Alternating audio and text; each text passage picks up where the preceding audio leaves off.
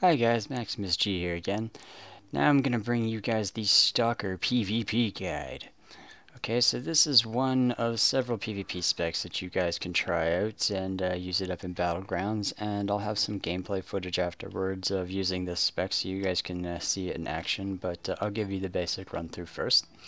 I'll start with the skill tree.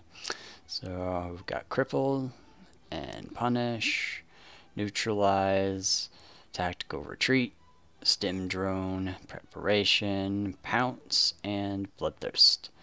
Now, in order to get bloodthirst onto this skill bar here, you need to have it spec'd with amps, which is right down here, which I'll get to a bit later, but just note that in order to have that, you have to have that spec through the amp tree. And we're going to have tier 4 punishment, we're going to have tier 8 neutralize, and we're going to have tier 8 pounce, and we're going to have tier 4 preparation, and the other abilities we'll leave all at tier 1, including stim drone for support here. No, it's in utility. There it is. So stim drone, so I'll explain how these all work here. So basically, this is my gear here, and once I explain the gear, then the skills will make a bit more sense. So in the weapons slot, the best in slot rune for a DPS that you would want would be the bludgeon rune. So when you land a direct hit on a player, it'll apply expose, and this will increase their damage taken by 2.5%, and it stacks 3 times. So that's 7.5% more damage taken after 3 hits. So that's bludgeon. So that's really the PvP rune of choice for your weapon slot for a DPS. And just shield. And in the helmet here, I'm using Devastation and Onslaught for my basic set runes, and I'm using Deadly Blows for my fusion rune. In the shoulders here, I've got my Garroter, that's my PvP class set, and just Devastation to fill the last slot. Okay, and in the chest here, I've got the Contender, which is actually the support PvP class set. Okay, and the fusion rune I've got in there is Flurry. And here in the gloves, I've got Devastation 6 and Onslaught 2. And I've got True Strike for the fusion rune. And pants, I've got Devastation 6 and Onslaught 4. And in the boots, I've got Devastation 6, Onslaught 2. And Quick Feet is what I prefer to use. There's also Sprinter, and there's some other runes for feet that people like to use, but I prefer Quick Feet. So when you dash, you gain swiftness for 5 seconds, increases your movement speed. So I just find this is useful when you don't have, or even when you're using your sprint in combat. Dashing will give you a burst of speed. So that's very helpful in PvP for running down your enemy, and also for getting away occasionally. And for the gadget, I'm using Break Free. There's different types of gadgets you guys can use to increase your damage or whatever, but another fan favorite that a lot of people like to use, myself included, is Break Free. So this will break free from crowd control and grant absorb for 5 seconds. And this is one of my crowd control break frees.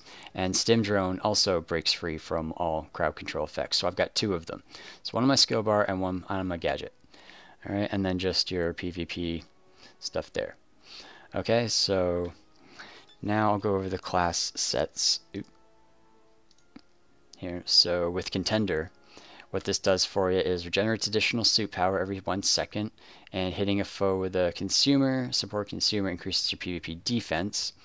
Now, I don't have a support consumer on my bar, but exiting stealth grants 25% lifesteal for 5 seconds. So even for a DPS, when you exit stealth with high damage, you're going to have a lot of lifesteal as well. So even if you're exiting stealth and attacking your target in the middle of a bunch of stuff going on with area effects, you'll be able to still have lifesteal to take your target down and not go down before you finish it.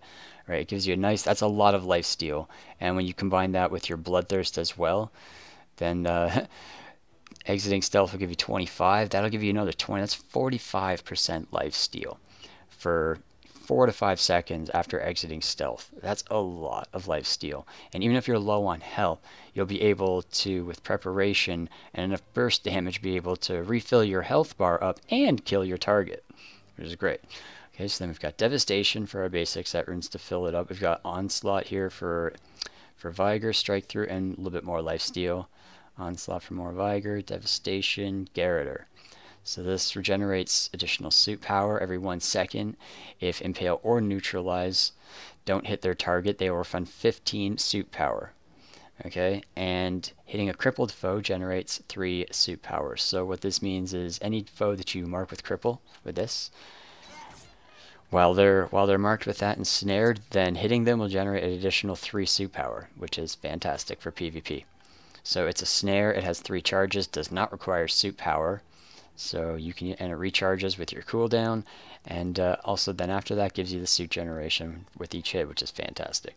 So then we've got Devastation, Onslaught for the rest of them. Okay, so, and then Punishment here. So when with the tier 4, when you hit them with this, it will apply the Expose, which will increase their physical damage taken. Now, this works very well if you're coupling it with Impale. But in Battlegrounds, I find that because there's so many targets, there's so many people, I'm not often just aiming for one guy. Some people like the high single target damage, you know, one kill at a time sort of attack, and my method is more of a jump into the middle of a bunch of guys and hit them all. With Neutralize, it will hit up to 5 targets, and Impale will only hit up to 2 targets. And Neutralize has a 360-degree telegraph. This only has a 90-degree telegraph. So I'm going to be having lots of high damage, lots of life steal, and hitting 5 targets with area effect with 360-degree telegraph. So I'm going to hopefully be taking down a lot more than just one guy at a time when I get into the Battlegrounds, which is the idea. So this is for multiple armed combat as opposed to just the 1v1. Okay, which in Battlegrounds isn't necessarily a bad strategy. Okay, so, and other players that are dealing physical damage will still get the extra damage boost from that Expose as well. But the main source really for you is to, when you pop Punish, it will regenerate your suit power by 30% suit power. If you're below 35% suit power, it will give you an extra 30 suit power when you use this. Okay, but you have to make sure that you're below 35 suit power when you use this to get that. And also with Neutralize, Punish resets the cost of Neutralize's suit power. So it starts at 15, builds with 5 with every single strike, and then when you get your punishment off, it resets that suit power cost back down to 15. Okay, and every 4th hit that you do against a target, so if you're hitting 5 targets, every 4th hit that you deal against those targets does, well, 1 target or however many targets, the 4th hit is going to deal extra damage. It's basically like a double tap, and if that crits and multi-hits, oh, it hurts. It hurts a lot. Okay, and then we've got Tactical Retreat. So Tactical Retreat can be used in combat to re-enter stealth and get away, basically.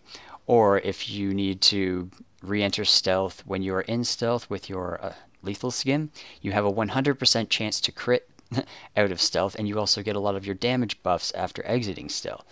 So you can reset, you know, all those damage buffs and give yourself a 100% chance to crit by just basically going into Tactical Retreat and then attacking instantly, right? But it also works very well in combination when your armor is already up, because you can go with your armor, you can go up to a target, you can hit them once, your armor will reset, you can pop your armor again in stealth, hit them one more time with a crit, and then you can pop your Tactical Retreat, pop back into stealth one more time, and then boof, and that's basically 3 guaranteed crits, you know, from stealth. And with enough critical hit severity, they're lucky to be alive. Unless they're a warrior, they're probably not going to be standing after that if you hit them with all 3 of those. But assuming they're still alive, you still have cripple to snare them so that they can't get away, give you your suit power generation. You've got stim drone to break free of your CCs, preparation to increase your critical hit chance and give you suit power generation, and pounce. With not having tier 8 pounce, I wish that you didn't have to spec so many points into it, but not having 2 charges on pounce really, like, is really the bee's knees of a stalker, because you can run your targets down, you can get away really quickly, you can go in, so you can go pounce in, deal a bunch of damage, and then you can pounce out, refill your suit power, get back into stealth, you know, find another way in, and then you can pounce back in and boof, you're right back in. and also just for mobility, for getting around from getting around the level, getting around the map. Certain areas you'll be able to double jump and get across to the platforms, like in Halls of the Bloodswarm.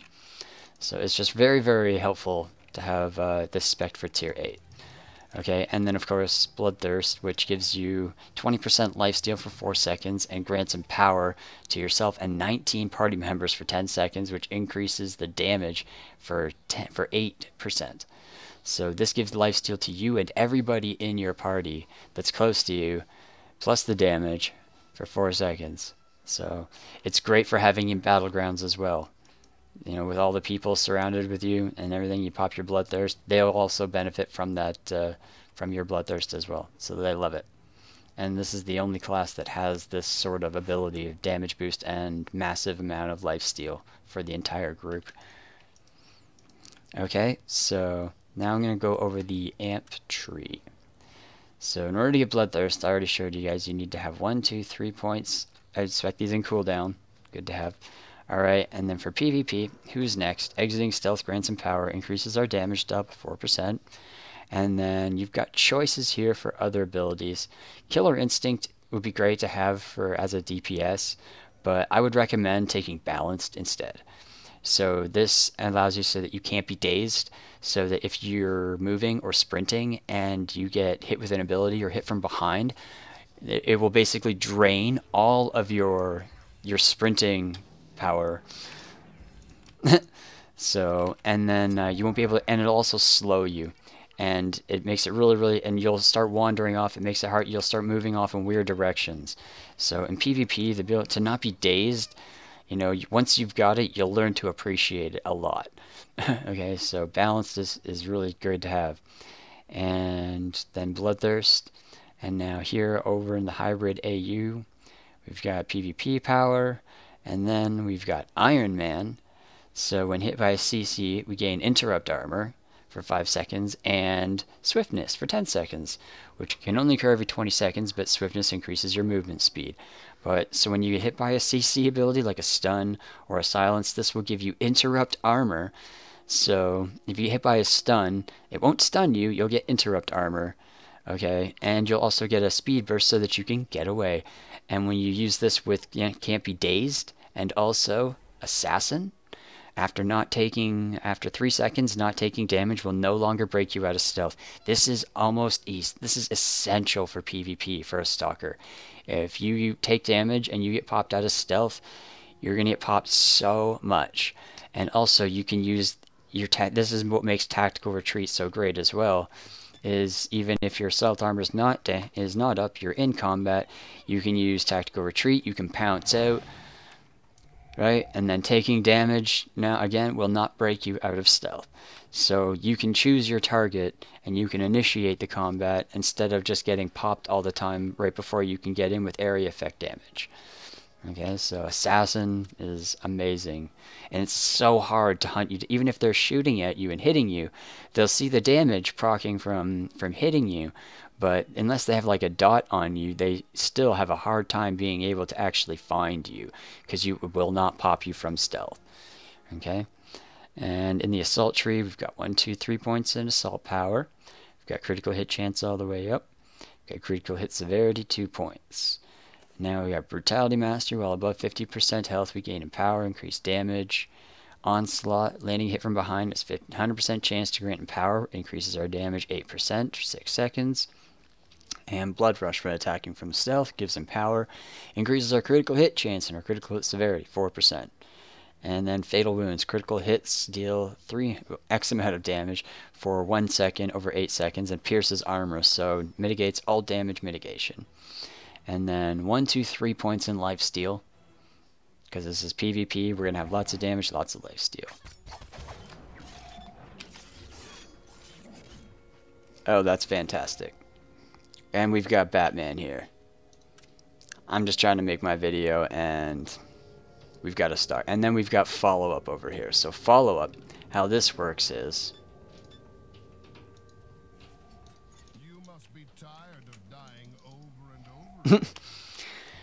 when you change your armor stances, it will give you increased suit power generation. So if you notice down here, if you click, you've got different stances that you can change through. This is stance 1, this is stance 2, this is stance 3. Now if you press escape or bring up your options menu, go to key bindings, come down here into action, keep going down, you can see somewhere in here there is stance 1, 2, and 3. So I've set these up to my numpad 7 and 8, and then I basically just macroed the keys on the side of my keyboard here so that I would be able to change quickly between them. You can change these to whatever keys that are comfortable, whatever are good for you, and then you'll be able to swap stances really fast from one to the other, and that will give you increased suit power generation. So this does not break stealth, also you'll notice. Changing stances does not break stealth, so you can use this to open with and then go in with your target, okay? So before you initiate a nice good burst of damage, you go with your follow-up, pounce in, start hitting them. When you get a little bit low on your suit power, when you get down below 35, hit them with punish, and then put your preparation. Make sure to use your bloodthirst when, if you need it, stim drone for breaking out, and cripple. Get this off when, as soon as they turn and start to run, use your cripple on them so that it'll snare them and you'll get your extra suit power generation. Okay, and that's just the basic walkthrough of the build, and now I'm going to queue up and I'll give you guys some game footage and you'll be able to see it in action. Okie dokie, enjoy.